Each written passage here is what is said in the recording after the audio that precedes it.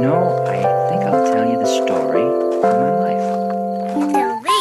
I want to hear too. I was born in Animus, North Dakota, a long time ago, see? And now I'm lucky enough to be here with you. Yeah, but what happened in between? Yeah, what else happened? Well, it went pretty much like this. If you were on a Christmas day,